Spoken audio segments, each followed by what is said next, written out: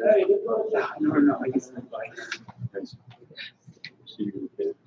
yeah, I've got some things to talk about.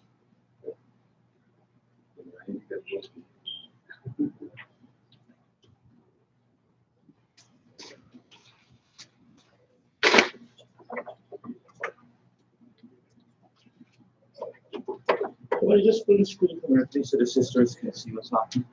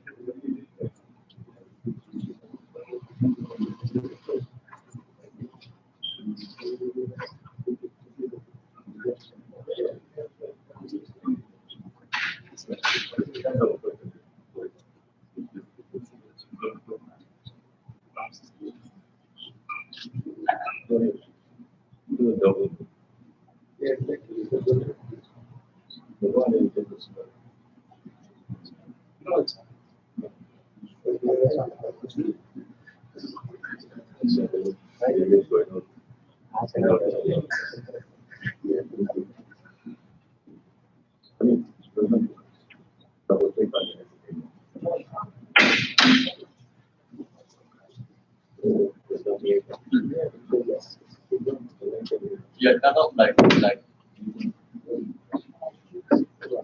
I can see his screen blue screen. Yeah. There. Once you turn on, hold the wire. It's changed.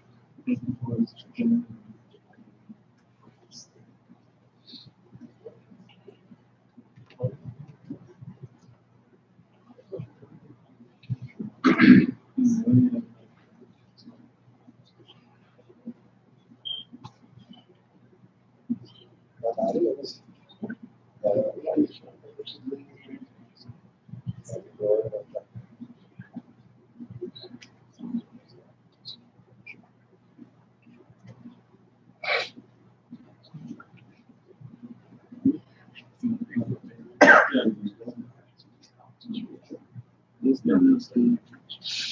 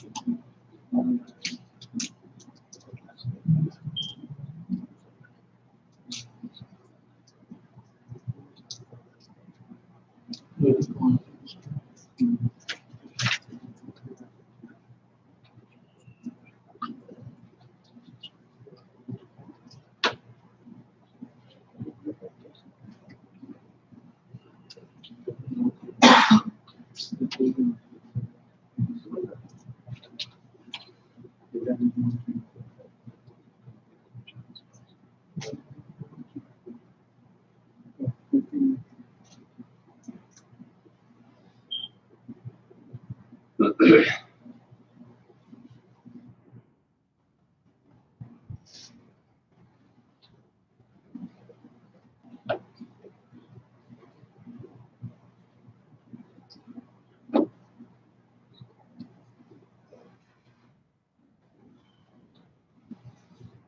come here right now. Come here. Come here.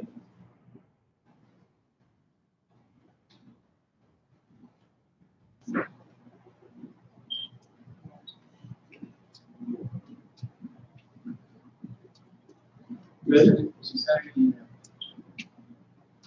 checking. Oh.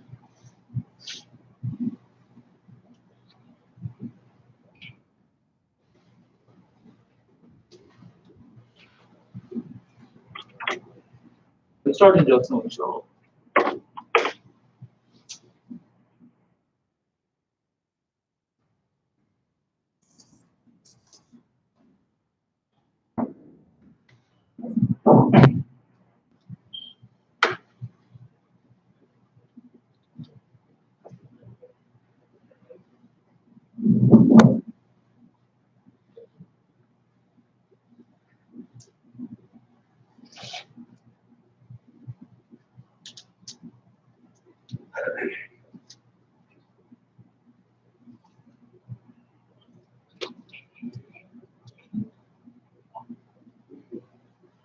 أعوذ بالله من الشيطان الرجيم بسم الله الرحمن الرحيم الحمد لله رب العالمين والصلاة والسلام على رسول الله وعلى آله وصحبه الكرام ومن تبعهم بإحسان إلى يوم الدين أما بعد فالسلام عليكم ورحمة الله وبركاته. Sorry about the late start up. It's trying to get the thing sorted out and the link to stream live was not working, so that's why they were trying to get fixed and trying to get to inform the rest of the people who are not here from out of state. First, I would like to thank Allah subhanahu wa ta'ala for giving us this opportunity once again to be in the service. And I pray that Allah subhanahu wa ta'ala make it easy for you and I to find it in His infinite mercy to always have mercy on us, forgive our sins and grant us all places in Jannah to Firdaus. Allahumma wa jazakumullahu khairan for showing up. Inshallah ta'ala we'll take a little roll call because I have to verify certain information because when we are done here today, inshallah, the next step is that I have to send the names to get the airline tickets in place. The seats are confirmed. The hotel accommodations, hotels accommodation are confirmed in both Makkah and Medina. So now, inshallah, we just have to get our tickets and make sure we get everything in place, and we are on our way. And this year things happened a little earlier. Normally it would be until like maybe close to Ramadan we would get things sorted out, but for some reason, alhamdulillah, with the mercy of Allah, things were sorted out a little early this year. So we got most of our prices, and alhamdulillah, things are in place. Briefly, I know most of you don't know me, and for the first time I'm seeing most of you. And I'm pretty sure, inshallah, ta'ala, by the time we're done, we will know each other. If you would remember my name, I'm pretty sure you would remember my voice, because you probably would hear it so much that it would stay with you. And I pray that Allah subhanahu wa ta'ala make it easy for all of us. My name is Munir, and this is the Munir you'll be talking to most times on the phone. So when I'm done, inshallah, we'll have a brief introduction of each other. And I want to make sure that we have this clear understanding between ourselves that we are brothers and sisters indeed in this great way of life given to us by Allah subhanahu wa ta'ala. And I pray that Allah subhanahu wa ta'ala establish a bond between us and that will be sincere, and inshallah ta'ala would be an enhancement for all of us in our relationship. Before I actually start what we want to say, Omar would like to say something, so inshallah he requested to say something, so I'll give him the opportunity to speak.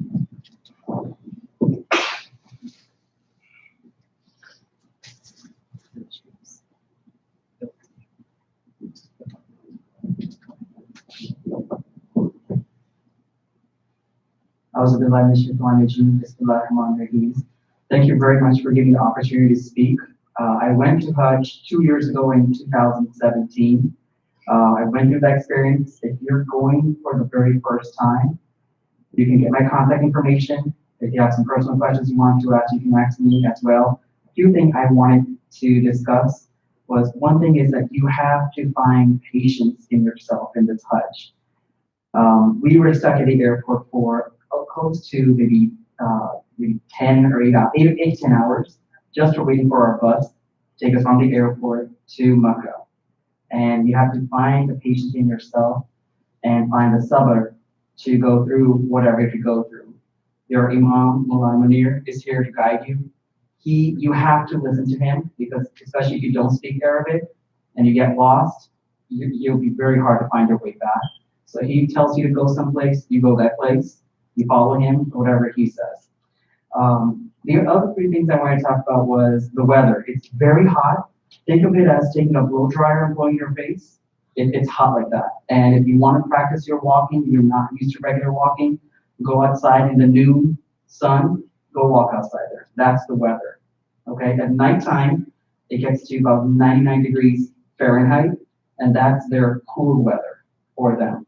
One last thing I wanted to talk about was your shoes, especially for men. We have restrictions to follow while we are wearing our shoes, and this happened to me on my trip. I had a fellow brother wear these flip-flops. They're Budweiser labeled flip-flops, okay? Don't wear any labels, okay? Please don't wear any labels. The other thing is that our religion restricts us from wearing anything that is stitched. So like these shoes, they're stitched, especially for men, we're not allowed to wear them at all. If you have some pre-existing medical condition, talk to your mom about it. You'll probably be excused from it and you can wear it. What is allowed are these type flip-flops and these that cover the top of the feet. Okay? Notice that there's no stitching on these shoes. So please make sure you abide by that. While you're inside the haram and you're doing dua, if your family member is going with you, you can hold hand. Men, if you have your daughters or wives or sisters going with you, you can hold their hand and you can guide them with it. In the beginning, your mom will be with you to guide you in, to show you where to walk, what to do. And with our religion, we know the overall layout, but there are certain details of Hajj that we need to do properly so that Allah subhanahu wa ta'ala accepts our Hajj. And that's what I like about my Hajj, and that's what Mullah Munir made us focus on, that we do these little things properly so that our Hajj is accepted. Once again, if you have further questions, you can ask me later on. I'll be here for the next few meetings as well. Thank you.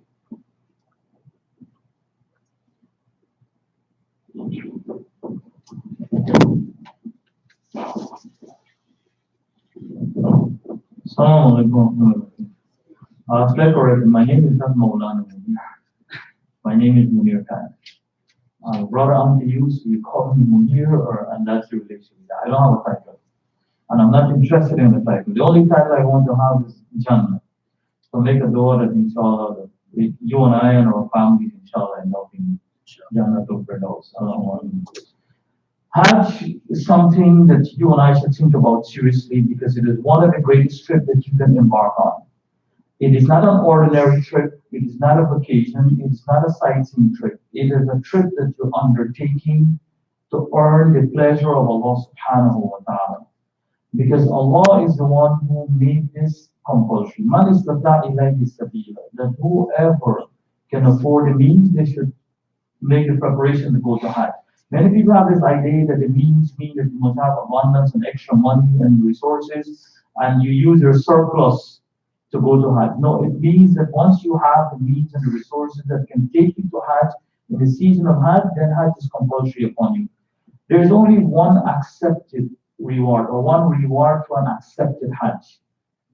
And according to the Prophet ﷺ, Al-Hajj al-Mabrur laysa lahu jaza'un illa al-Jannah. An accepted Hajj, there is no reward for it except a place in Jannah. So brothers and sisters, this is a very serious relationship. Is that you're embarking on this trip for the purpose of seeking a place in Jannah al Firdaus. And that may not be easy, and as Omar expressed, and mind you, I want to make do a disclaimer. I didn't ask Umar to say anything. As a person who went to Hajj before, he requested to say something. I didn't even know what he was going to say. But the purpose of all of this is that it's an encouragement to all of us. And the disclaimer in the sense that you and I are responsible for our ibadah. And our attitude depends a great lot on the acceptance. Our acceptance depends a great lot on our attitude. And we always have to make sure that we are wholesome in this regard. So Hajj is a sacred trip. And you are already on your journey because once you declare your intention, you start making your preparation. If Hajj was tomorrow, then you would have performed your Hajj. But now you're waiting on the time for Hajj, and the time for Hajj is in the month of the Hijjah. The season of Hajj starts from the time Eid al-Fitr ends, from the 1st of Shawwal, until the 10th, the 3rd, 11th, 12th, 13th of the Hijjah. So you are already in that state. So it is something that you and I need to understand that we have to try to start making preparation. And preparation means involvement. You and I should be involved in this activity to a great extent. Like we start finding out what is the correct thing to do, how we can help ourselves to become accepted in the sight of Allah subhanahu wa ta'ala, how to make our Hajj easy. And there's only one approach to make your Hajj easy. And that is always supplicate to Allah subhanahu wa ta'ala, asking to have mercy upon you, because only Allah can make it easy. No one else can make your affair easy except Allah subhanahu wa ta'ala. And if Allah subhanahu wa ta'ala do something otherwise, you and I don't have any choice in that affair. So if Allah decides to make it easy for us, then no one can make it difficult. The other thing is that Hajj involves time and placement. It's a time and place ibadah. You have to be at a certain place at a certain time. If you miss the timing and you miss the place at the part of the appointed time, and then your Hajj is void. Like the Prophet ﷺ said that if you miss Arafah, you miss your Hajj. At Hajj Arafah. So if on the 9th of Zulhijjah you don't find yourself at Arafah, then you have to start making preparation to go the next year for Hajj. So that is what it is. It is a play, it is an ibadah that involves you being at a particular place at a particular time. So with this in mind, we always have to be prepared to accomplish that. The appointed time at the appointed place. The appointed time at the appointed place. And regardless what our circumstances are, that is why we are going. So I want everybody to get into this mindset that Hajj have certain demands on us. And brothers and sisters, no Hajj is easy. No Hajj is simple. Forget what people tell you. I will be very blunt and honest with you. All the Hajj I went to, I didn't find it simple. And I didn't find it easy. But what made it easy for me is mind over matter. I tell myself I'm here to please Allah, and I am willing to do anything and everything that would help me to become pleasing to Allah. And with that in mind, you will notice that the hardest or the harshest of toughness will become easy, because then it's mind over matter. You will end up walking for miles and you won't realize it. But from the time you stop and sit and you reflect and you look back, you ask yourself, did I just accomplish all of this? And you will notice that if Allah infuse mercy and rahmah into you, everything will become easy. So don't worry what people say that you go here, you'll be close to Jamarat and you'll be this and you'll be that. All of that is acceptable, but you still have to make an effort. No one will pick you up bodily and take you to where you have to go. You still have to make an effort to go where you have to. And all of these things are gimmicks, and sometimes they take away the true effects of Hajj. In my opinion, Hajj has transformed into a different experience than it was years ago. For those who perform Hajj way back in the 80s, the 70s, and they go today, they will tell you, the brother, sister, your Hajj today is not like it was. This is a 5-star vacation you're having, right? You're having your meals, you're having air coolers, you're having toilets, bathroom, bus transportation, and you have rugs to sit on. In the early days, you had to walk with everything. People had to walk with their firewood, they had to walk with their utensils, they had to walk with their food, they had to walk with their thing to sleep on, they had to walk with something to shelter with. So it was a journey. It was not just an ordinary trip. You know, when you go on a journey, you have to take everything with you. right? And that is what it was. You sit in Arafat, you sit in, I can remember the first Hajj or the second Hajj that I did in my life. I went to Arafat, there was no tent, and the sun was blazing hot. You couldn't sit outside, you couldn't sit inside. You couldn't sit on the sand, you couldn't sit on the rock. And you had nothing to shelter you. And that was Arafat experience. Today, people fuss about having air conditioning and they want to know your air coolers and all of that is good. But if it is not there, brother, know that you're going to Hajj and Hajj is an experience. So I would like everybody to get into this mindset that it is not an easy experience and at the same time, it is not the most difficult thing in life. It is a simple exercise that has its demands to it. And we have to be prepared to go through with those demands. Now, within the Sharia, there is flexibility and there are exceptions. If for some reason, because of your illness and your physical condition, you can't fulfill certain aspect of it, certain rituals, then you're exempted. For example, if you can't go to the Jamarat, then inshallah you can appoint someone to stone for you. If you can't walk around in the crowd to do your tawaf on your side, then you can have someone push in your wheelchair. So yes, there are exceptions and exemption to the general rule. So although I may tell you it is not difficult, Allah subhanahu wa ta'ala did give flexibility to certain things within the demands of Hajj. So with that being said, it is an exercise that would accommodate your condition. But at the same time, we have to have the mindset. I can tell you from experience over the years, people who go into Hajj, they leave here in one state, and when you go to Hajj, you would be surprised to see how they operate. They leave here very feeble and very weak, and when they go to Hajj, they would be the most enthusiastic. They would be the people who would be more motivated and eager to do something. You would tell them this is not mandatory for you. They say, no, I want to do it. And you know what? They make up their minds and they get it accomplished. So it is all a mind over matter situation. And if you and I are motivated to do the correct thing, Allah will make it easy for us. So with that being said, that's just like an initiation of what the demands of Hajj are and what we should prepare for. Now, the Islamic movement of Florida is just your vehicle, is just your carrier. We are just facilitating the Hajj for you. Everything is on you. And we want this relationship to be a brotherly and a sisterly relationship. What I mean by this is that we are not a profit-making entity. We are a masjid. And we offer this service because as part of Muslims, we have to perform Hajj. And years ago when we started this exercise way back in 1994 when we started our little group. And we were telling people to perform Hajj, but they did not have the facilities. And most of the people who take people to Hajj, they do to make money, and it's a form of extortion with the profit making that is involved. So we took this decision that we would offer a service to the community that would be based on what the cost is. And there is a little buffer of a couple of $100 here to cover miscellaneous expenses beyond what the cost of the Hajj is. And the masjid would arrange the Hajj and the masjid would be responsible. So far, the masjid has evolved in the process and conditions has changed. And the masjid is now the only licensed Hajj group in the state of Florida. Maybe that have changed because they have issued additional license or newer license companies applied. But for years, IMOF, this masjid, was the only licensed group in the whole Southeast USA. If you had gone on the Saudi website years ago and you had wanted an Umrah visa, and you live in this part of the country, they would tell you to contact IMOF. But that has changed because there are more Umrah groups and we don't do Umrah. So I want you to know that we are not a proxy group and we are not a group that piggyback after someone else. So there is nothing like touting or getting people or anyone receiving a commission from you.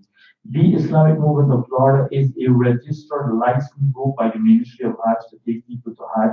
So we make our own hotel arrangements, we make all our own arrangements. So there's no one getting a broker fee and no one is being paid. Everyone that works for the Islamic movement of Florida in regards to Hajj are volunteers and we don't get paid. So we are just like you. We are going there to seek the pleasure of Allah.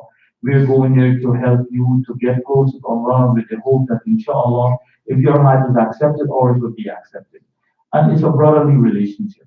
So we are not looking to profit from each other monetarily, but we're looking to profit from each other in the presence and the eyes of Allah subhanahu wa ta'ala. So with that, our relationship has to be based on honesty, it has to be based on integrity and truly on the intent to get closer to Allah subhanahu wa ta'ala. With that being said, the Islamic Movement of Florida undertake this exercise to help you with the mercy and the guidance of Allah to perform Hajj correctly. And we always make an effort, and I pray that Allah subhanahu wa ta'ala continue to bless us in this regard, to perform Hajj correctly, according to the book. We don't follow culture, we don't follow people's inclination, we don't follow what you're accustomed to, because the Prophet ﷺ said, "Khudhu manasikakum anni," take the rituals of your Hajj from me. So if Muhammad ﷺ is saying, take the rituals of your Hajj from me, then what would be the right thing? To take it from somebody else because we listen to him. And he is the one who was sent to guide us. So we take our instruction from him and we do that which we know and that which is authenticated from the Sunnah of the Prophet ﷺ.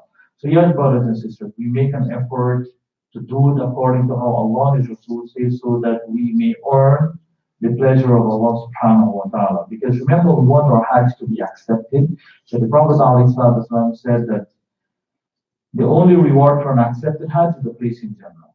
And I pray that Allah subhanahu wa ta'ala accept all our Hajj. Allahumma ameen. So the Islamic Movement of Florida put everything in place. So we think that whatever remains from the package after our expenses are covered should stay with the masjid.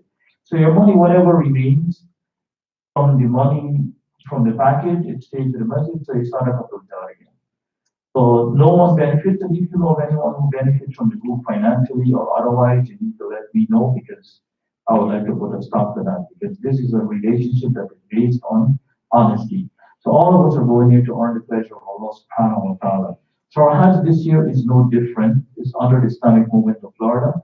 And we inshallah ta'ala will make every effort to make sure it's a very pleasant, it's an honorable, and the best experience of your life.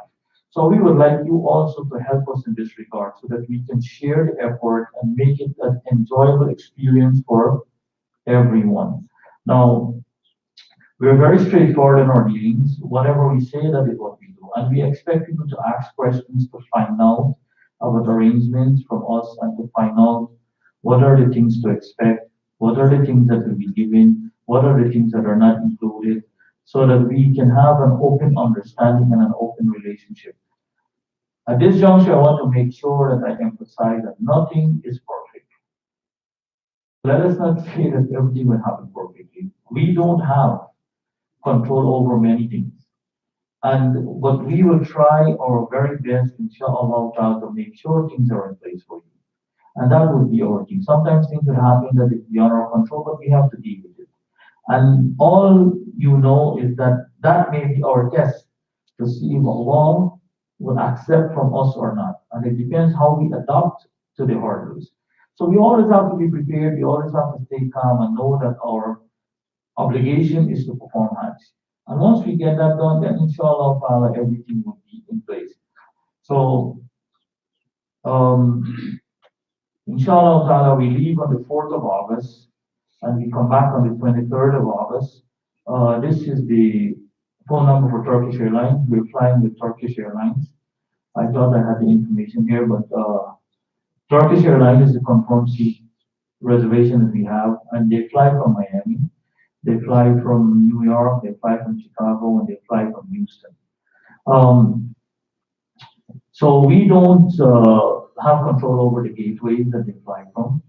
So whoever is going, we'll try to arrange the ticket from the different gateways. If Turkish Airlines is not flying from the city that you live in, then inshallah, arrangements have to be made for the local connection. If you want to drive, or for those people in Orlando, they can either fly down to Miami or they can drive down. If you want, you can drive and come to the masjid here, leave your vehicle here, and then inshallah ta'ala, we will help you to get to the airport by carpooling and sharing your ride. So these are the days that we have. We only have one group. For those who are choosing to fly differently, then I give them the opportunity to buy their own ticket, but they have to meet us in Jeddah at a certain time.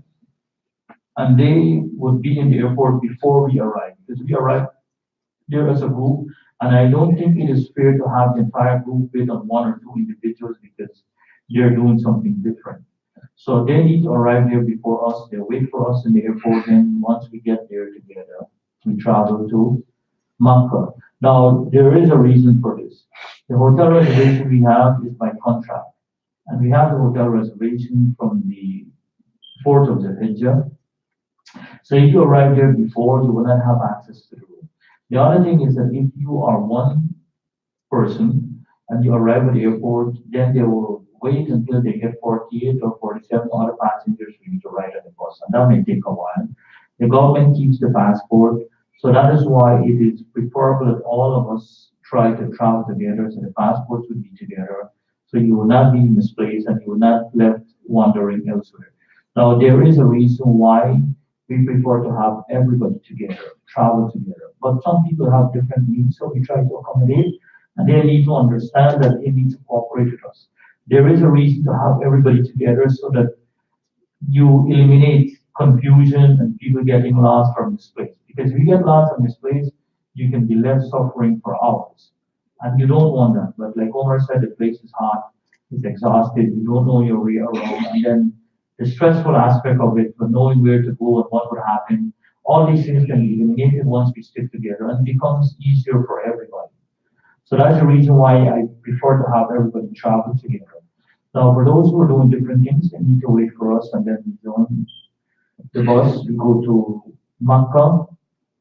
Then, inshallah, when we get to Makkah, we have to decide how we will do our Umrah. Obviously, it goes together.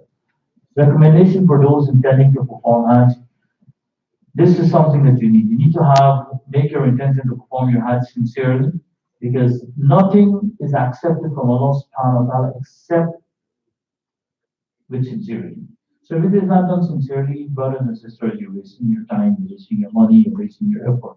So make sure that you consolidate your effort, and you and I are doing this thing sincerely to earn the pleasure of Allah subhanahu wa ta'ala, for the sake of Allah subhanahu wa ta'ala. Brother, if your intention is sincere, sister, if your intention is sincere, and you die in that state, it is up to the mercy of Allah subhanahu wa ta'ala. And Allah subhanahu wa ta'ala may admit you into His Jannah without reckoning. But sincerity is a big part. And if you and I are sincere, a sign of sincerity is that we're always willing to do the right thing. And we're always willing to do the things that would enhance our relationship with Allah subhanahu wa ta'ala, then His fellow servants. So we always take the creation of Allah into consideration. Make a will. Islamically, those who have something to bequeath must make a will. Before you leave, have something semblance of a will, what your distribution should be like. Obviously, Islam has its own processes of bequeathment. Is that your inheritance have a prescribed distribution formula that should be followed based on Allah's book, the Quran, and the Sunnah of the Prophet ﷺ. And you can't change that. But what you can do, 33% of your wealth, you can bequeath to whoever you want. You can dictate that somebody get this, somebody get that. But if you have non-Muslim relatives, they can't be given anything after your death. If you want, you have to give them before. Because the Prophet ﷺ said, لا يرث الكافر لا يرث الكافر المسلم ولا المسلم الكافر. That the non-Muslim can inherit the Muslim, and the Muslim can inherit from the non-Muslim. So whatever you want to give, you have non-Muslim relatives or you have someone you want to give from the 33%, you can dictate and you give them before you die. And from the 33% of your wealth, you can give whoever you want to, or you can dictate at the time of your death that it should be given to this charity or this individual once they're Muslims. And the remaining 66 or 67% has to be distributed among your inheritors, which would be your children, your spouse, your parents, your grandparents, uncles, aunts, and if you have surviving relatives in that regard, they would inherit you, inshallah.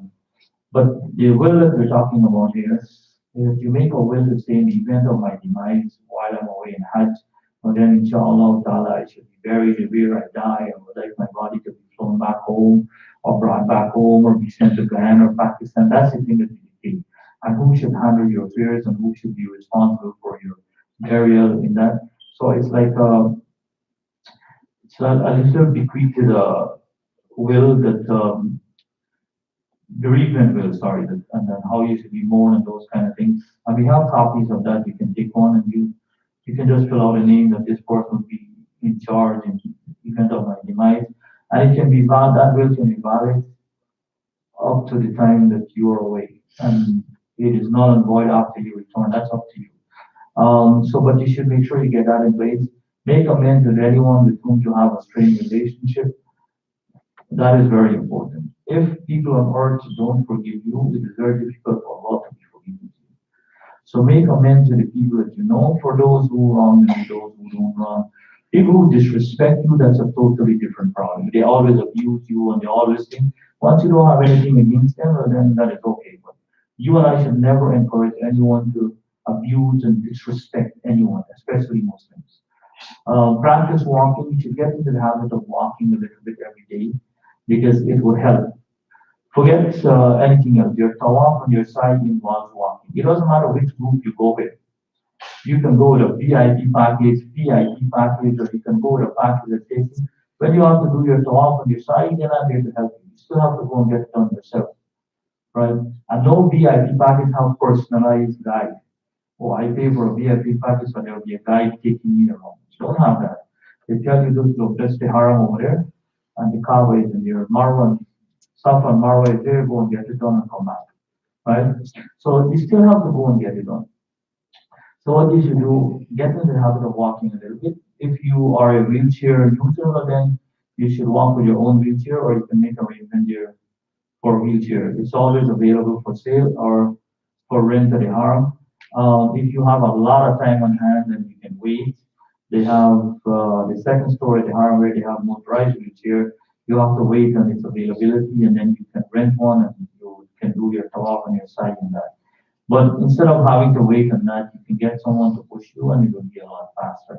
Drink water, lots of water days before the trip. Water is very helpful, so you should really hydrate yourself and make sure that things are done correctly. In Makkah, we are staying at the Zamzam Pullman, and that is confirmed already. In Medina, inshallah, we are staying at the Movenpick. Both hotels are very close to the Haram. The Zamzam Pullman, the way it is, it's a huge building. I don't know if you saw pictures of the tower clock, the clock tower. The building that has the clock all the way on top with the star, with the moonlight. There are about 4 or 5 hotels in that big building. And one of it is Zamzam Pullman. They have the Sofitel, they have Maqam Sofitel, they have Sofatul Royal, they have different hotels. So we are staying in Zamzam Pullman. When you come down from there, from the elevators, it's all elevators, you come down to the lobby. The lobby is an open area. The Haram courtyard extends into the lobby of the building. You get the first few floors of the building happens to be restaurants and shopping areas. And the accommodation is above that. So when you come down, if you're late for the Salah, the Jama'ah is in the lobby of the. So you can't miss the Salah if you're there. And the reason why we pay that much money so that you and I can stay close and we can enjoy the Haram, because you don't know if you'll be blessed to go back. And brothers, I looked at the rooms. Most of the room have a view to the Kaaba. So you can't sit there and pray and say you're looking at the Kaaba and pray. You need to come downstairs, pray with the Jama'ah. Because there are people who do that. They will sit right there, and from where you are in some of the rooms, you look over, you're above the Kaaba, so you can see the Kaaba in the Haram. And people want to do that. But my thing is tell you, not because you're that close, come downstairs, and always the crowd is very heavy. On that side of the Haram that you're staying in, there's always a shadow cast over the courtyard in the afternoon. After Salat al-Zuhr, when the sun tilts, there's a shade, there's a shadow over it, so it's cool. So what happens is that people come there in droves and they sit in the cool and they block the place up. And that's one of the difficulties. And you and I can't change that because they have these poor people that come and they stay distant places. They come to the Haram for the Salah, and anywhere they find in the courtyard that the sun is not hitting them, they sit.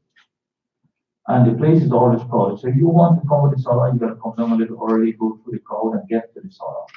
So yes, in Makkah, that's the situation with the Tamil Pullman. In the hotel, we have meals, we have breakfast and dinner.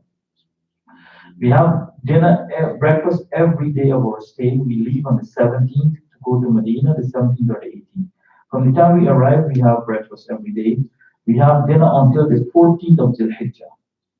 So the 14th of Dhul Hijjah, that is the day we come back, the day after we come back from Hajj. So from the time we arrive, we have dinner. Only on the 15th and the 16th, for 2 evenings, we don't have dinner at the hotel because we leave on the 17th of the Hijjah, which would be on the 18th of August to go to Medina. So for 2 days, there is no dinner. And there are food courts all over the place. Other than that, we have breakfast and we have dinner in the hotel. In Medina, we're staying at the Movenpick. We normally stay at our Taqwa, but this year the price was way out of range unless you wanted to pay.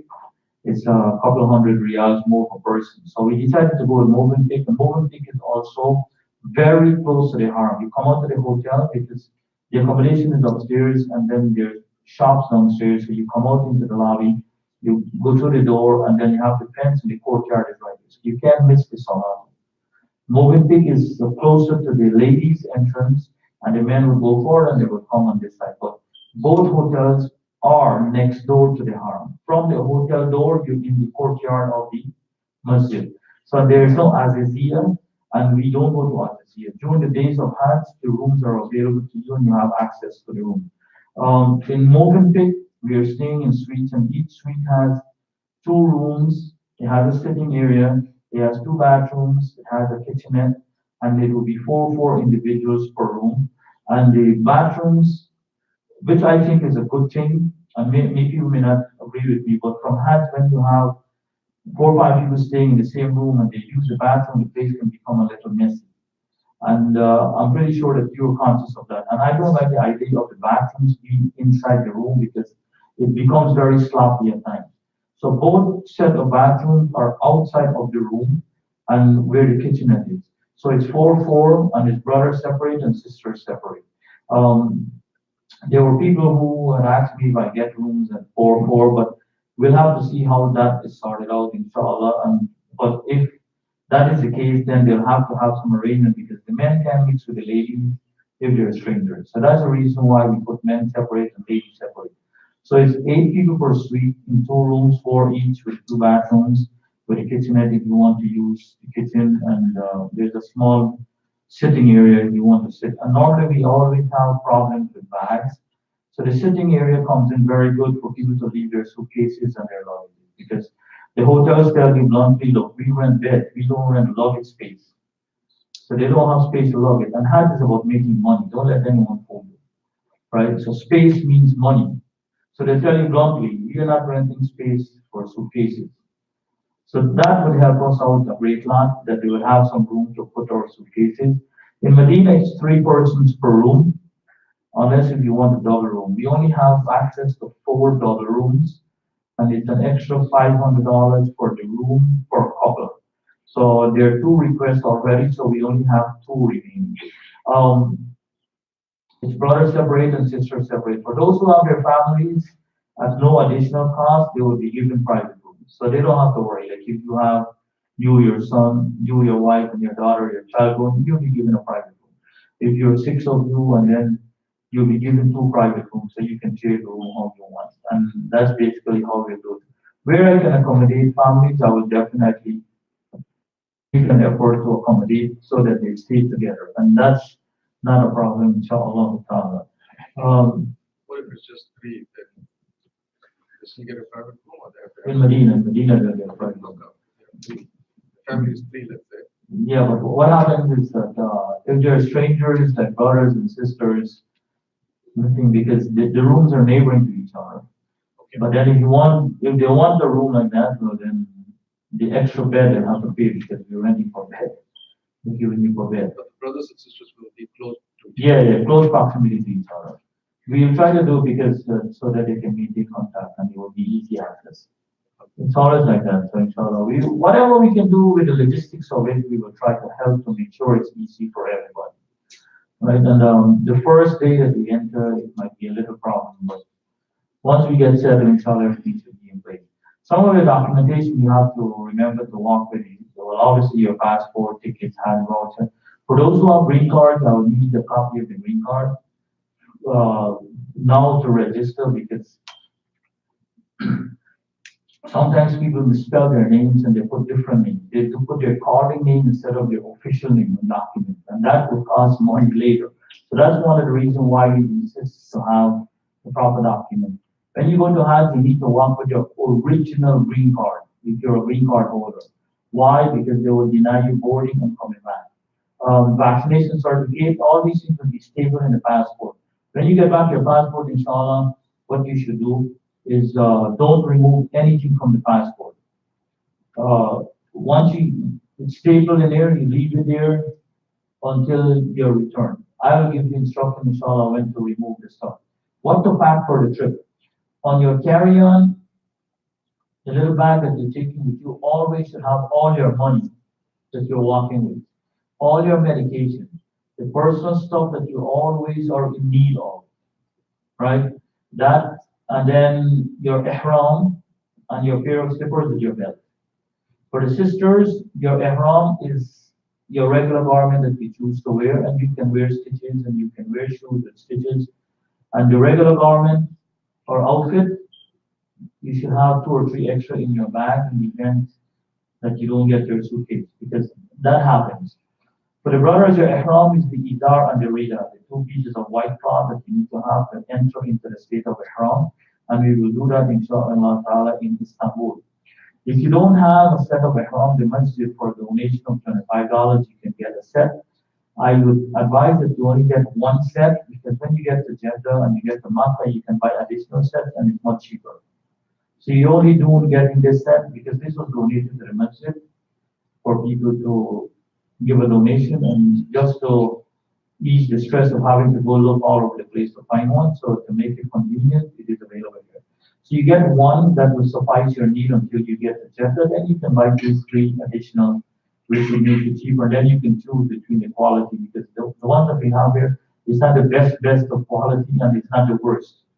It is good enough to cover your thing, and some of us use it for like 5, 6 years.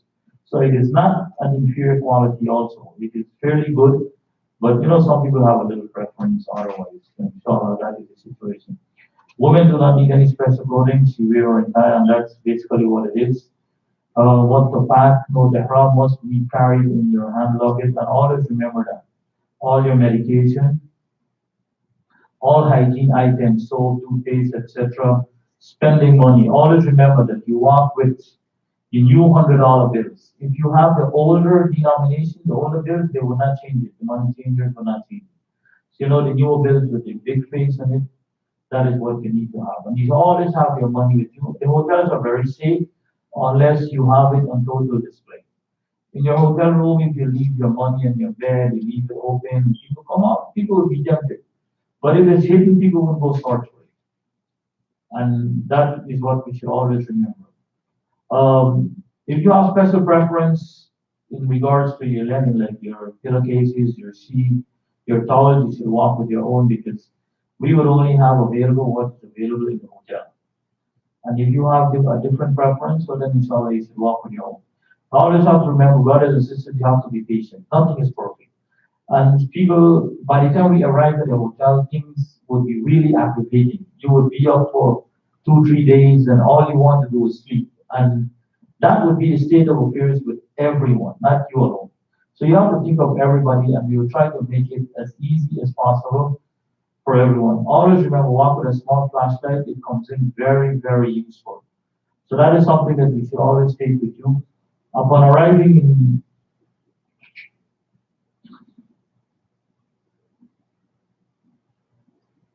hold on a minute. I think we went too far.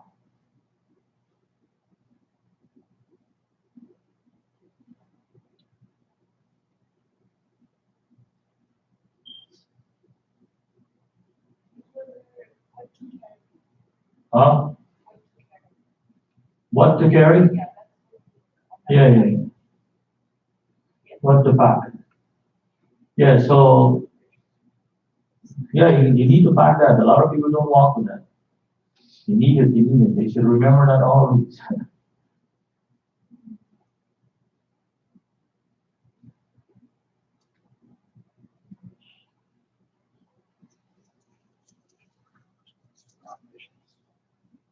Now, how to get it into move now.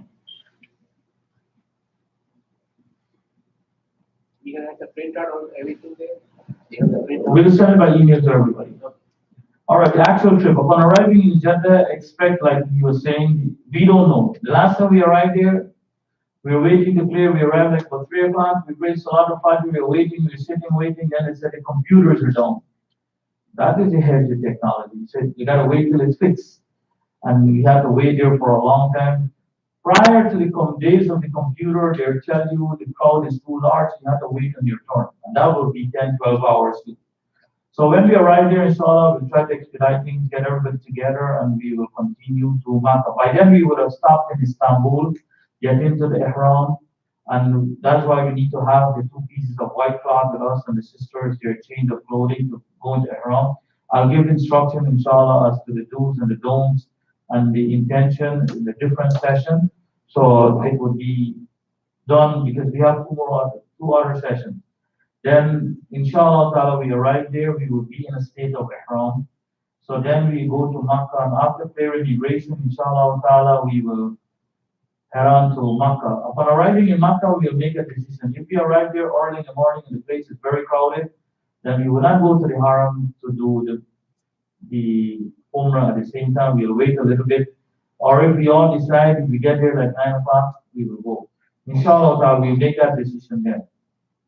The other thing is that if we arrive in Makkah, anytime after Salat al-Zuhr, we may have to wait outside of Makkah until after Salat al-Isha. Who can tell me why? If we are to arrive in Makkah at Salat al-Zuhr's time, or at least an hour before Salat al-Zuhr, we'll have to wait to enter into Makkah till after Salat al-Isha. You know why? To get to the hotel. Huh? Roads are blocked. If you have, by the time we arrive here, we have 2 million people going to Hajj, there would have already been close to 1 billion people in Makkah. So every salah that you perform at the Haram, you will be performing with more than 500,000 people. So for every salah, can you imagine people walking back and forth? So the roads are blocked with human traffic. So what they do, they block all the roads. And because our hotel, we can't have it both ways. If we want a hotel that is far off and every salah we walk to the haram, then that would be easy for us. We'll have access to the hotel. But because we're choosing to go close to the haram, we have to wait until all this congestion is over. Then they will allow vehicular traffic to go in to get to the hotel. So inshallah, if we arrive in Makkah after Salat al-Fajr, about sunrise, 8 o'clock, they will open the road until about 11 o'clock. That will be good for us. So we always have to cooperate and we always have to be in line and we have to be patient.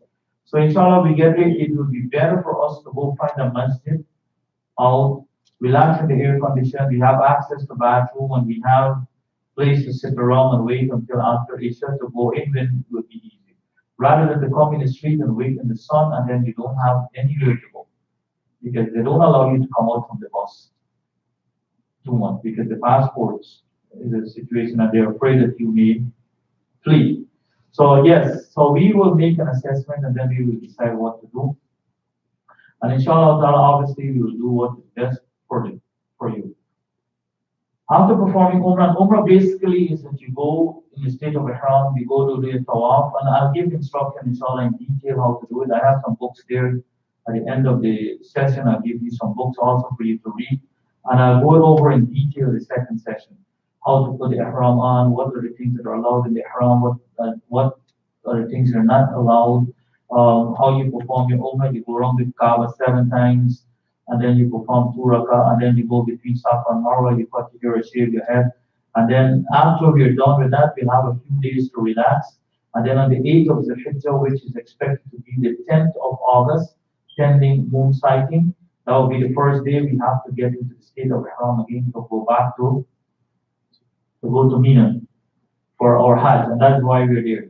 So to perform Umrah, this is some of the things that you need.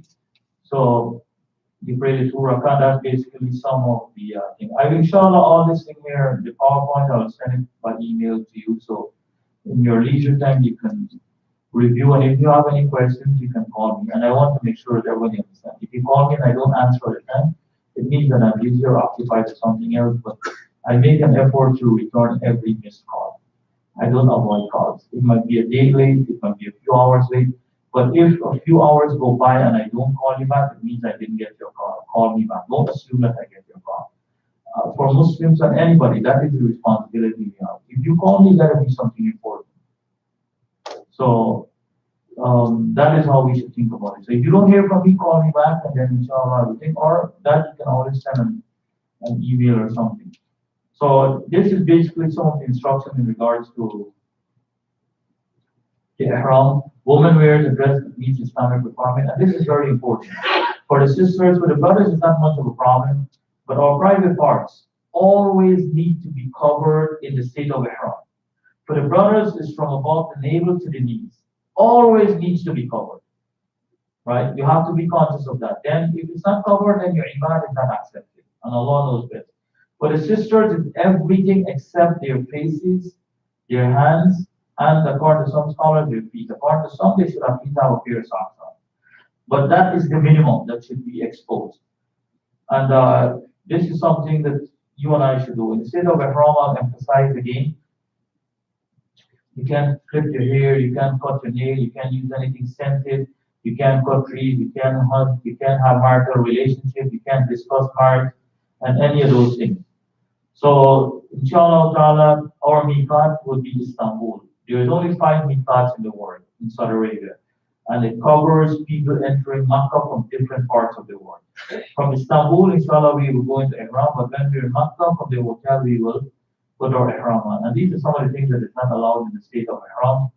And the talbiyah is labbaik Allahumma labbaik from the time you get into the state to say that. If you don't know it now, don't be worried. By the time you read that, you will know it. Because you hear it so many times, it will be difficult not to know it. And labbaik Allahumma labbaik labbaik la sharika lak labbaik innal hamda wa ni'mata lak wal mulku la sharika lak. The meaning of the talbiyah, I am here, O Allah, I am here, you have no partner, I am here, verily all praises, grace and dominion are yours and you have no partners.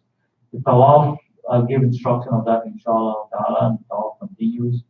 And that's Zamzam is the well. Everyone know what Zamzam is, right? That's the name of the hotel.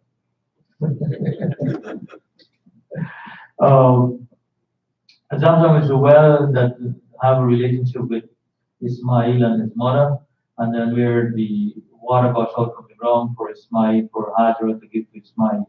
And the Sa'i is the movement between Safa and Marwa. And you walk from Safa to Marwa is 1, walk back to Safa is 2. And you do that 3.5 times, it's 7. And then you clip your hair and shave your head. And that will be the Sa'i. This is Hajj. Inshallah ta'ala, what we'll do at our next meeting, I will go through all of this in detail because then we will have more people and hopefully we'll have the streaming in place. And basically the rest is about the Hajj. And inshallah ta'ala, the first day of Hajj. And always, Arafah is the day that you and I are going there for. So we have to make preparation for that day. And that is the day we go to Arafah, and then from there we come back to Muzdalifah. And inshallah, hopefully this year we will get some horizon carpet in Muzdalifah. So you don't have to sleep on the ground, inshallah ta'ala. Then it's on the Jamrah, I'll give details about all of this. And to fast forward a little bit, Tawaf al-Ifadah is a Muslim Hajj. And so on the 10th day, that is when it's Eid for the rest of the world. We do our Tawaf on our side. The 11th and the 12th, these are the 2 days that you and I go back and be stoned. We have an option to stay there for the 13th day. So if you want to stay up to the 12th and you stone and you leave, if you stay for the 13th day, then you go back to Mina and you stay there. And then at the end, we have to do Tawaf al-Wida, which is farewell Tawaf. Then inshallah, on the 18th, we need to go to Medina. In Medina, we have reservation for 4 nights. But we would only probably get about 3 days because 1 day would be spending in travel time to go with security and everything else. So that becomes a little problematic. And upon arriving in Medina, I want to emphasize that everybody should make an effort to pray in the masjid. Pray in the masjid unless you are experiencing a condition that you're excused from praying, like for sisters and their menses or whatever the case may be. You try to visit the Prophet's grave, fast and give salam. You try to pray in Rawda. The Prophet ﷺ said, "Bain a member, invite you a member, Rawda to Riyadh al-Jannah. That is which is between my house and my member is a garden from the gardens of paradise." You have to make an effort, inshallah, to be there and to pray. I would encourage everyone to visit the cemetery, follow the procession, and look and experience burial. And that is the same way they're buried today, the same way they did in the days of the Prophet, alayhi salatu wasalam.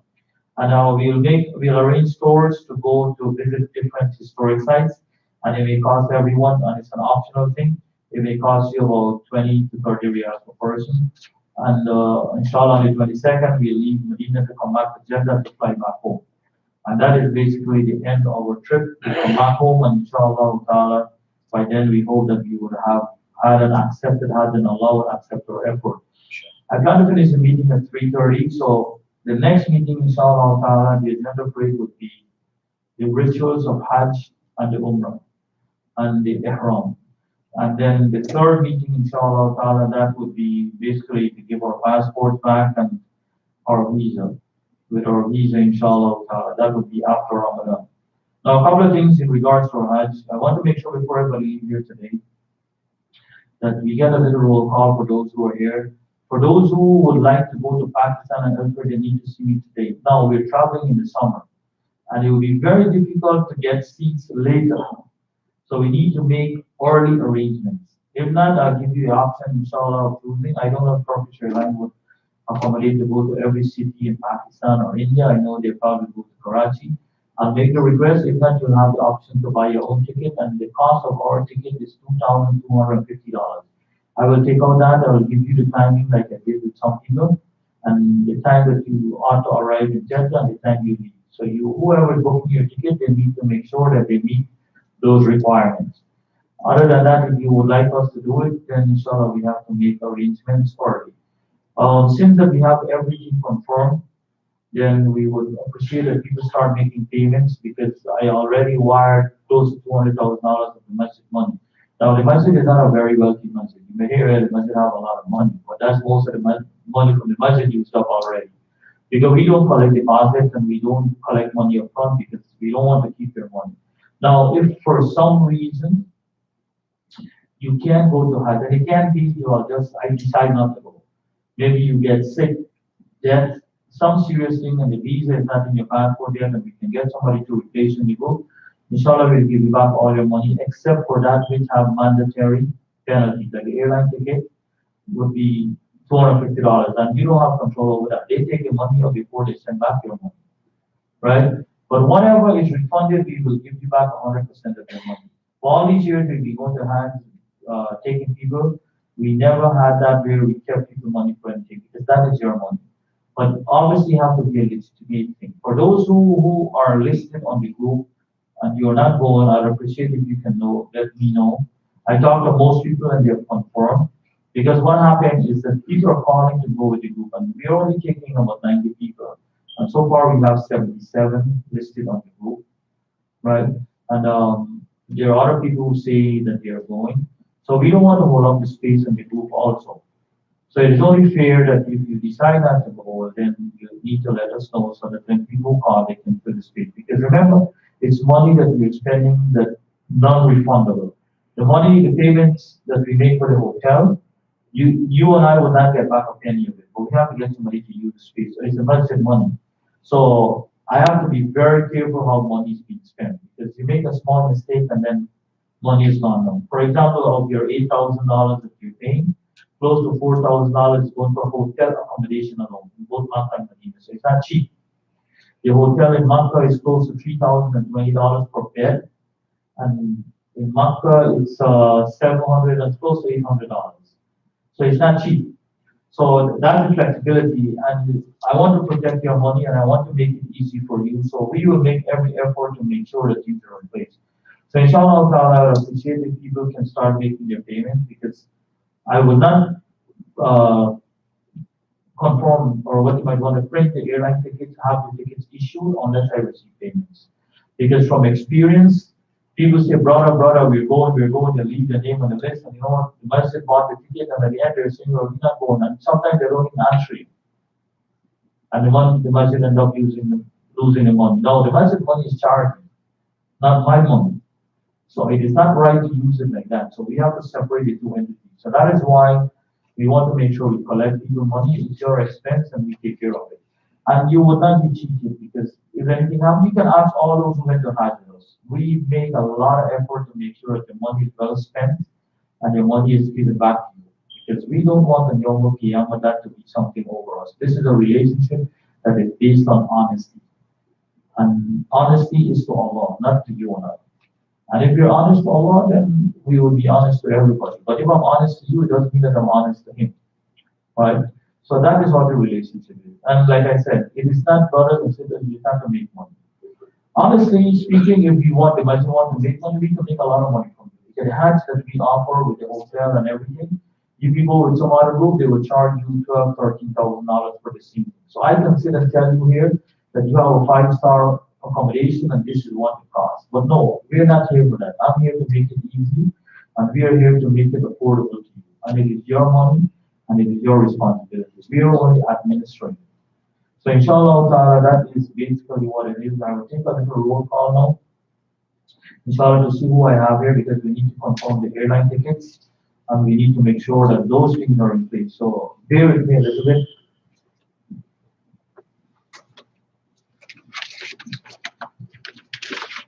For those who did not send a copy of their passport, I will not be able to book your airline tickets without a copy of the passport. Inshallah, the surrogate forms and the last will is on the table if you want to take a copy for the will that I talk about. The PowerPoint presentation that I just did will be emailed to you also. And the checks that inshallah ta'ala, your payment should either be in checks or money order because we don't take cash. It's a problem to deposit cash at the bank. You have to give your ID and you have to say where you get the money from, and I don't think you want to go through all of that. Right? So it's better to give a check or cashier's check and we deposit them straightforward. We'll try to email the forms also, but for those who are here, if they can pick one of that would be good. For those who did not submit a copy of their passport, I will not be able to request their airline tickets because I need information from the passport. It can be an expired passport, so I need a copy of the passport because every mistake that we make with number and name costs $250. You don't want to pay that. We can avoid all of that. And your information is confidential. If at the end of the Hajj you want back your application, your passport copy, you can have it back also. That's not an issue. So I will call the name and inshallah for those who are here, they will confirm. And I want to make sure that to some extent they confirm that they give me their passport copy because I have to go through all of these things to confirm with the receipts. Salim, you're here, right? Surya. Yeah. Salim Surya, Rihanna Surya, Bilal Surya, Nawaz Surya. All are accounted for? Yes. And everybody is flying from Miami, right? When I call your name to, I'll try to indicate where you're flying from, so inshallah you can let me know if you have a different arrangement. For the most of the people that are here, you're going from Miami, right? Is there anybody here doing something else? No, you have your own ticket, yeah. Mr. Cole, he's not here. What's up with Rajput Saeed? Huh? Okay. Yeah, once we confirm what it is, Farouk Masouda.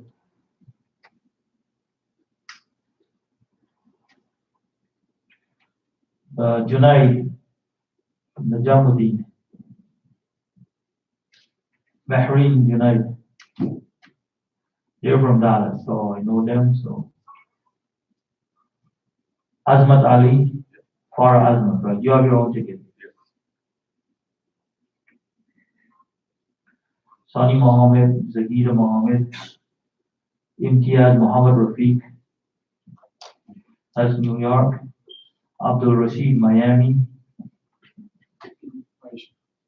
And then Aisha Rashid. Aisha Bashiruddin. Yeah, I should, yeah, I have that. Bushra, Johan, Dallas, Houston, Munir Ahmed Khan. It's you. Oh, Oh, I'm going to Pakistan. all right. So you need to talk to me afterwards, so we can. yeah, we need to do that. Okay, inshallah. Hassan Al-Fahid, he's not here from Orlando. Raimun Duraro, Lukan, Junaid Anis, Lukan. They're not here. Narmin Junaid, Lukan. Simra Junaid, Lukan. Muhammad Ghulam, he's not here. Muhammad Hafiz Sharif, Zafiran Devi Sharif, right? I need to see all the the email address. Tariq Mahmoud Khan. Tariq. Nuzhat Tariq. Orlando Ansab, you're here, right? So everybody's accounted for. Anshab, Shazia, Firaz, Zahra. Here, no, I told you I still have. Yeah, we'll talk after. I just want to make sure. Iyad Ahmed.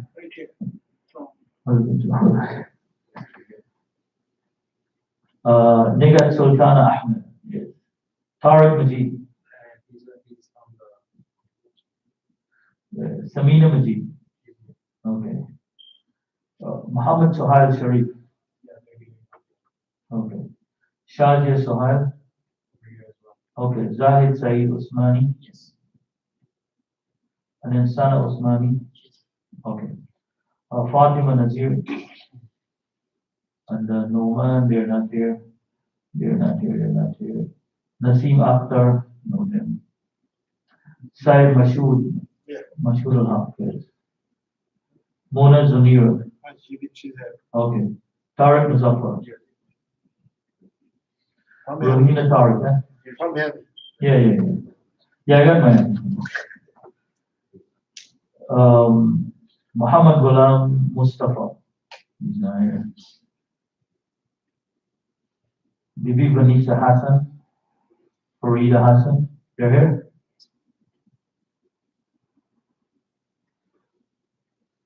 Muhammad Abdul Ibrahim. Bibi Amiran Ibrahim. You're here? Samira Arif Al-Boria. You're not here. Fawad Mirza.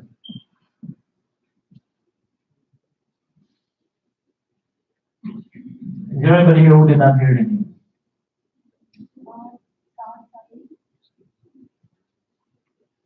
What's your name?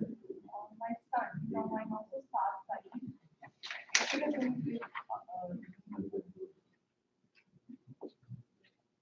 It's yeah, it's not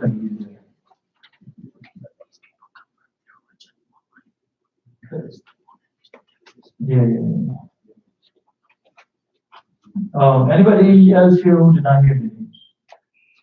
So everybody here is accounted for. So we have to contact those who are not here. Yeah, I have Gabad, I have Talha Musabih, and I have Talha Saeed from Dallas. So their names are here. Okay, so now we just have to confirm the people who are doing different things. All those who hear their names, we're going from Miami. Right? Yes. So inshallah, we'll book the tickets accordingly. Most of you, except for a few, I don't have the passport information. Now the floor is open for any questions. In Makkah, you said rooms. Yeah, rooms are together in each suite. It's four person per room. In Makkah. So that's what it is. I know you have a situation talking about, so you have to see how we can. And you said earlier that you can have two more private In Medina, yes. And that's on the basis of first comfort. So. and also what about the cell phone? Can Cell phone, you can walk with your unlocked cell phone and you can get a SIM there. For those who have T-Mobile as their carrier, so it is allowed. huh? It is allowed during the Yeah. If you have T-Mobile as your carrier, they have a plan. Their plan works in Saudi Arabia too, and Texting is free, back and forth. If you make a call from there, I think it's 20 cents per minute with T-Mobile plan. But other than that, you can walk with your unlocked cell phone. You get a SIM card from an official who don't buy from people because they need your information. Maybe that will change this year. Right? After last year, they need information from the passport to replenish the credit in the phone.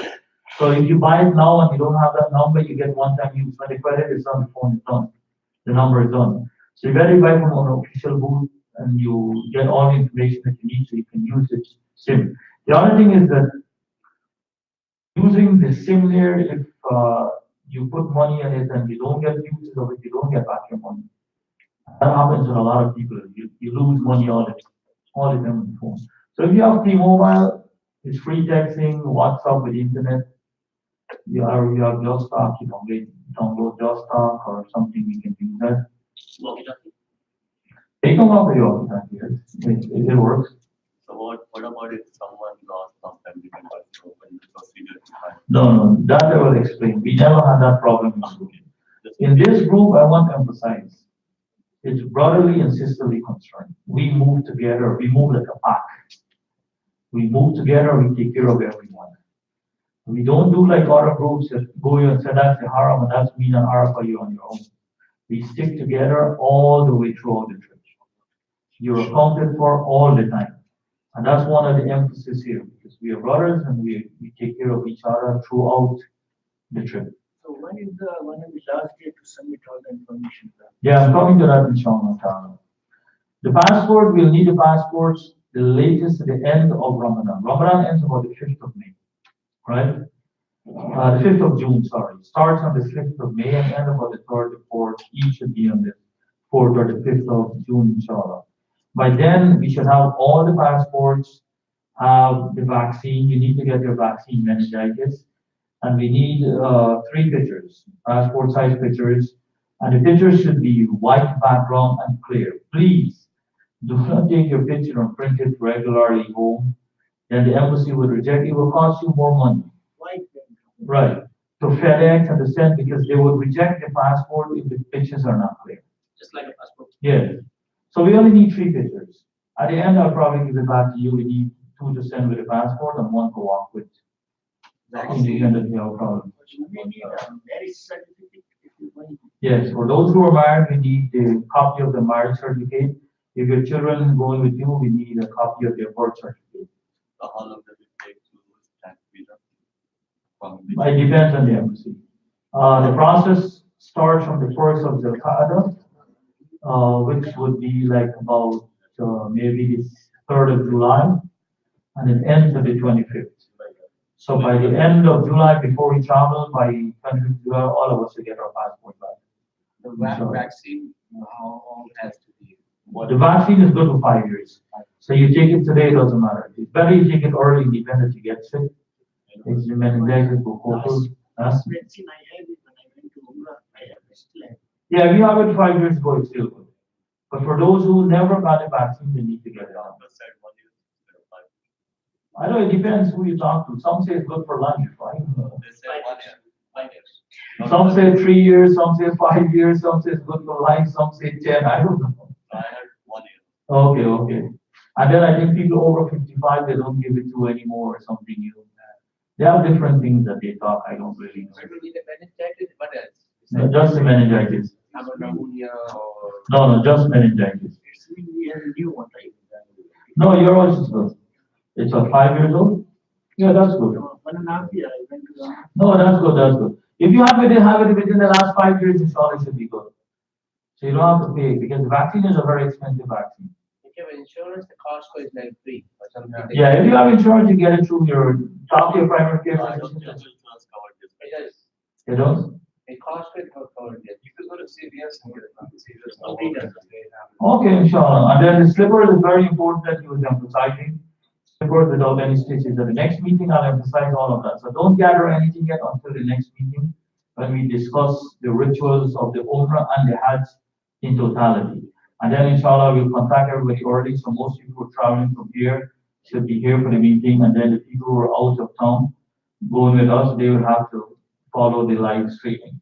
Any other question? Regarding the air because if you want to do upgrade on yourselves, like. Inshallah, this week I'm sending the name. That's what I'm trying to confirm with everybody for the airline tickets. And once we receive money from everybody, because it's a group ticket, I can't print one versus, right?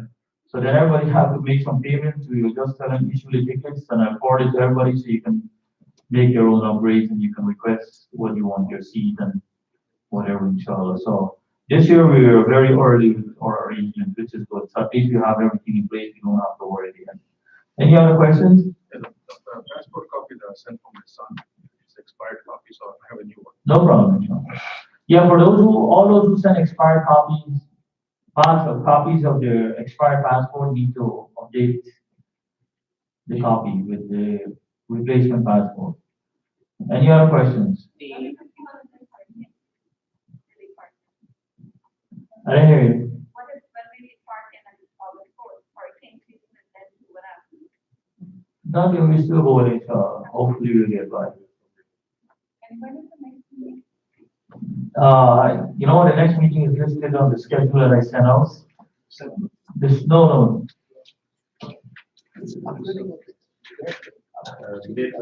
May 12th. That will be in Ramadan. Inshallah, the next meeting is May 12th. Is that a Saturday? No, Sunday. Yeah, you can stay breakfast with us too, yeah? the meals are covered during the whole trip. Yeah. In Mina, is it? The only place we don't have meal like I explained in the hotel, the 15th and the 16th. Or we have meals in Mina, we have meals in Arafah, we have meals in the hotel in Medina, breakfast and dinner. Anybody doesn't want to have the meals in Makkah, Medina, the hotels, they have option or not? No, you don't have option. That's the problem. So departure is the I want to hear, I'm not putting anybody down, but the Middle East is one place in the world. Don't talk about the refund and getting bad things. I'm being quite honest with you. We lost thousands of dollars. You know, look, we pay for hotels for 4 nights, we use 3 nights. Can't receive a penny in refund. They tell you this, it's like an extortion. They tell you if you want the room, you have to pay for this. To be honest with you, I don't want to have meals with the room because the money that they charge, you can feed the whole family on the outside, right? And it's the same food you're eating. People don't really get fed up because the buffet is the same every day. You go for the breakfast 8 times and you stay at the same hotel or most of the hotel 3-4 times a year. You don't want to eat their breakfast and it's the same thing. The choices can only be so much, but you probably don't get back your money.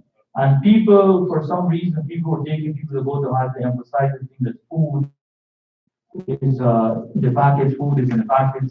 But to be honest with you, after a while you get fed up with the food and you don't have a choice. You still have to eat it. So, but I'm saying you have your money, you can go anywhere and buy the food that you want to eat. And that is there. So what is the name of the check? Oh, the check should be made out to Islamic Movement of Florida, IMOF. And for those who are buying their own tickets, they need to take out $2,250 from the $8,050. Any other question quickly? Huh?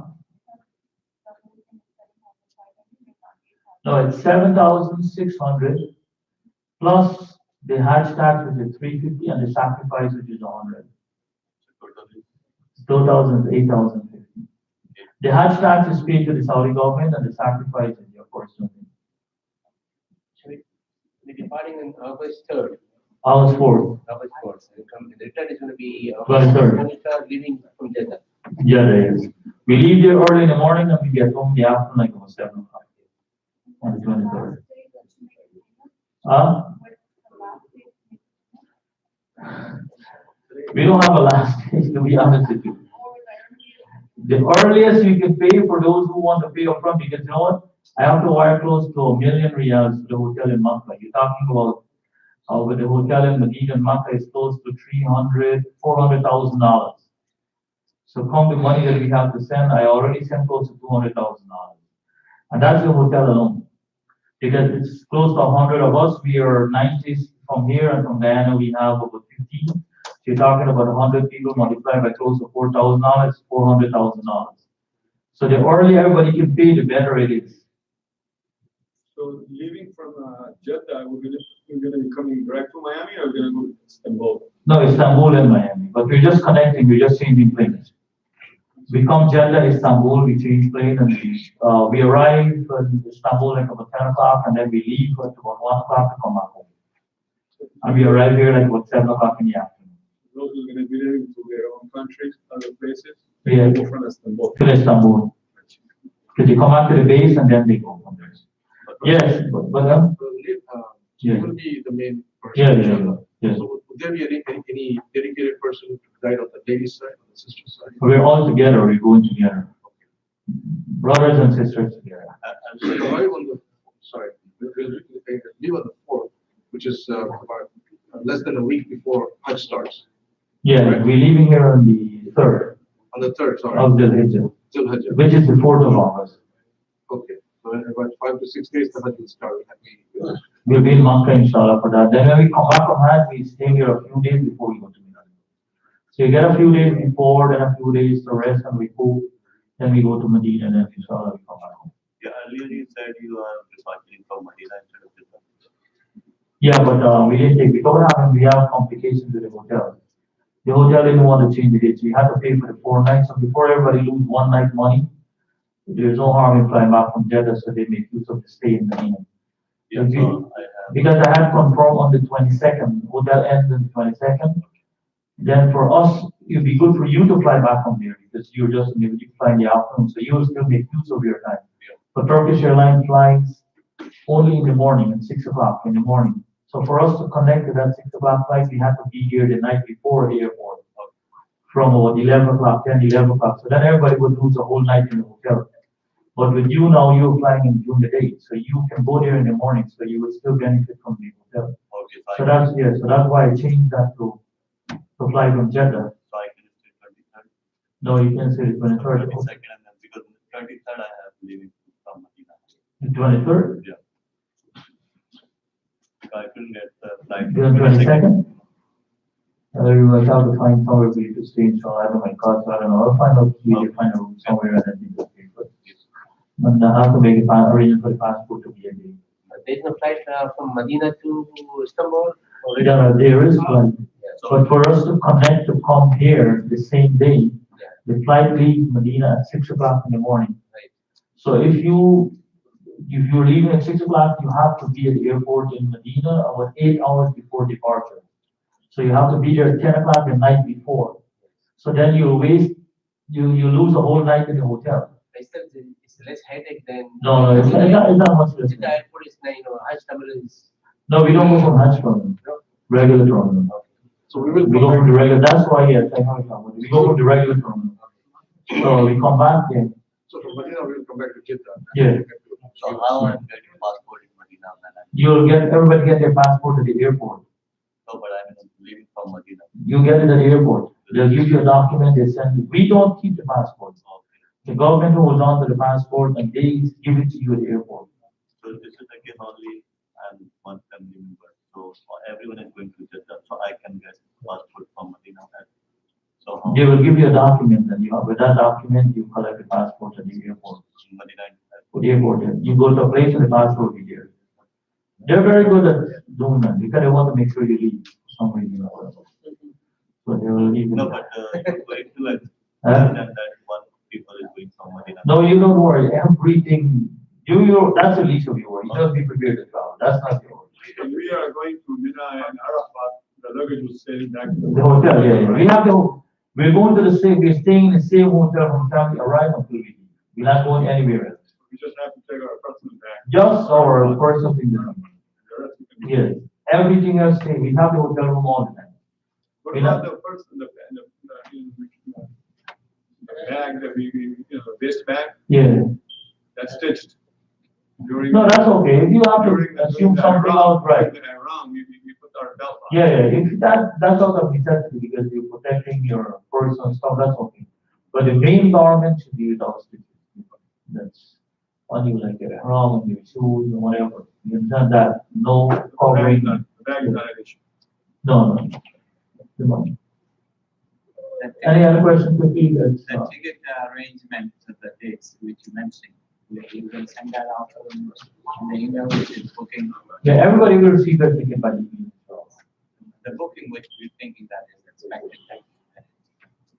So, you know, if you have to make arrangement, that portion from Makkah to, or we coming back from Medina, I don't know. no, we're from Jeddah, from Jeddah. Because, no, whatever it is, you have to give me the dates, or if you want to book your own ticket, I'll give you the information. Yeah, So yeah, that that's what I thought. yeah, no problem. One question, you need our Brother, passport. Jimmy, wait till when we finish the meeting, then. Yeah, open us, here, open the library, just you get some small booklets about Hajj. Just open them. What's the latest date you need a passport to you, because I will be traveling to. No, who is traveling and I need whatever. The passport, look, the passport has to be print. The passport, all the documents have to be put together, sometimes make sure that everything is in place. So from the beginning, the meeting on the 12th, or the meeting on the 12th, 12th of May. You need a passport. No, we asked you to bring your passport. If you need your passport to travel, you can hold on to it until the end of June. End of June. Because there are some people who are traveling, right? And they need their passport. But that doesn't mean it will be for everybody. Those who don't need their passport, they bring it by the end of Ramadan at the meeting or whatever. Let us end of June. Yes. Sure. Yeah. Just give some sister to come. Any other questions? All right, if not, inshallah ta'ala, we will close. I have a good idea. Know what to do. If I need anything, I'll contact you by phone. And inshallah ta'ala. Thank you very much. And I pray that Allah subhanahu wa ta'ala make it easy for all of us. Our group looks very responsive so far, based on the little role that I took. Most of you are here and accounted for, which is good. Alhamdulillah. I have some books here about Hajj. You can have a copy. There's some paper there. And then for those who are making payments, they can see Jamil over there with the payments. You have the payment sheet. You have the payment sheet, right? It's okay. No, good. And for those who are doing different things on the airline, they need to see the report. How much payment you do today? Huh? How much money you And make? what is possible. Everything or? If you can pay everything, you pay everything. If you can't, you let me know what the arrangement is, so I'll have an idea of what the arrangement is. So everything is like 7,600 plus 4. The 450 is. Like 8,000. Yeah. If you are in a position to make a payment, well, then you do. If you are not, do what you can, then let me know what the situation is, and inshallah I will work with that. All right? So, Mr. Ansar? No.